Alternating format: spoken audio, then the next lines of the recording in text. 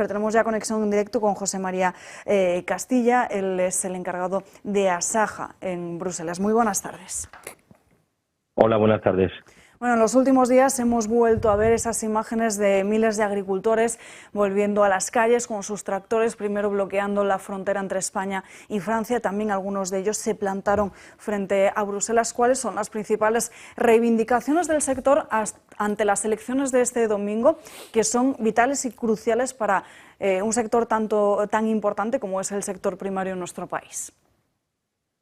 Bueno, yo creo que las reivindicaciones principales las llevamos diciendo desde que empezamos las manifestaciones allá por septiembre en Córdoba ante el Consejo de Agricultura Informal que hizo bajo presidencia española, y eran tres reivindicaciones esenciales. La primera, que para hacer esa famosa transición y cumplir los objetivos del Green Deal hace falta nuevo dinero fuera de la PAC, hace falta una nueva fecha, no puede ser el 2030, hay que irse a 2050, y también hace falta alternativas. No podemos hacer lo mismo con las mismas herramientas. Necesitamos la biotecnología, necesitamos los drones, necesitamos la tecnología para hacer realidad esta transición.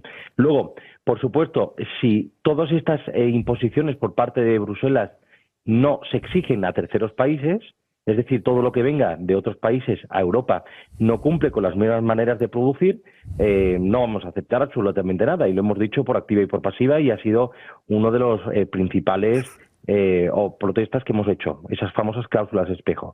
Y luego, una reivindicación fundamental, y aprovecho y hago un llamamiento a los partidos políticos y a los candidatos, y es que el próximo comisario de Agricultura tiene que tener rango de vicepresidente de la Comisión Europea. No puede ser que en esta legislatura vuelva a haber un vicepresidente como lo hubo en el pasado, el vicepresidente Timmermans, socialista, que estuvo coordinando, controlando y sin dejar de hacer al comisario de Agricultura. Nos hemos fijado además en muchas ocasiones en esas reivindicaciones, sobre todo el tema se ha centrado en esa competencia desleal de terceros países de la Unión Europea que no tienen que hacer frente a las mismas reglas impuestas a nuestros propios agricultores. Pero hay otra cuestión que también es vital para nuestro sector primario, que es la cuestión del campo. ¿Qué medidas se están reclamando en este asunto? Porque es evidente que en nuestro país falta un plan hidrológico nacional.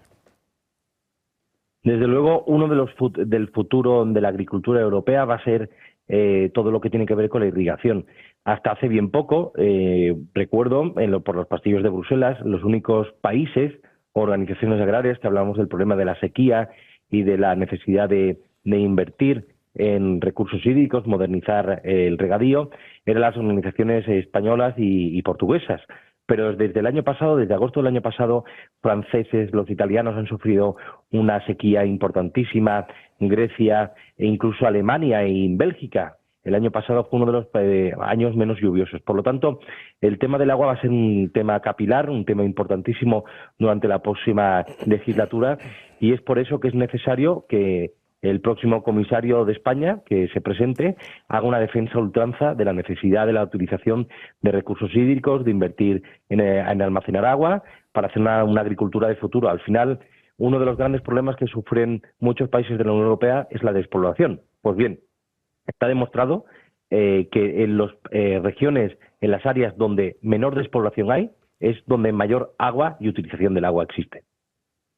Además, hemos visto en muchas ocasiones los diferentes proclamas de la izquierda. En los últimos días ha circulado mucho por las redes sociales diferentes posiciones que cargan directamente contra los intermediarios, cuando aquí estamos hablando de agricultores que están trabajando directamente a pérdidas. Claro, es que al final la ley de la cadena ha resultado, yo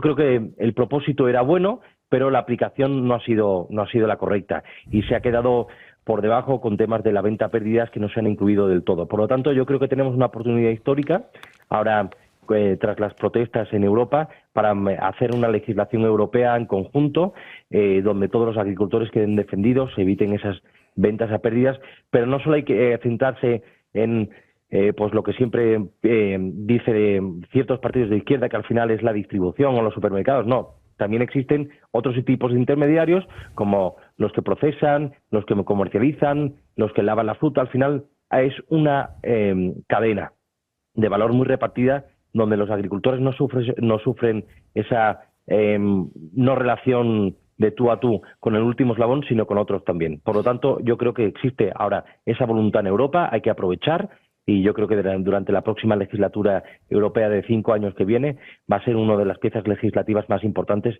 que tengan que hacer frente nuestros europarlamentarios. Esa legislatura es importantísima porque de ella tiene que fijarse un nuevo presupuesto y de ahí determinarse la cuantía que va a ir destinada directamente a la PAC. Usted lo decía al inicio de esta entrevista, necesitamos nuevo dinero para la PAC. ¿Cuáles son sus grandes exigencias en torno a esta política agraria común?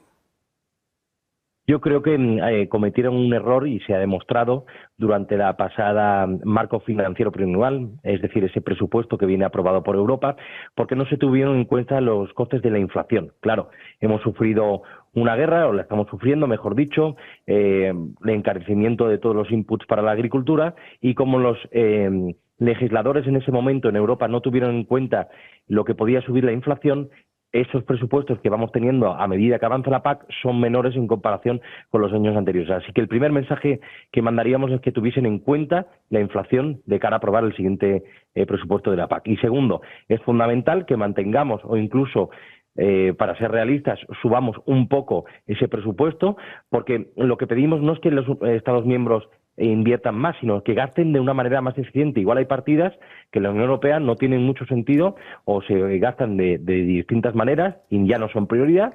Habría que recolocar esos fondos en la política agraria común. Al final, creo que se ha entendido muy bien con todas estas situaciones geopolíticas la necesidad, o mejor dicho, la necesidad sí de mantener el tema de la soberanía energética, ¿verdad?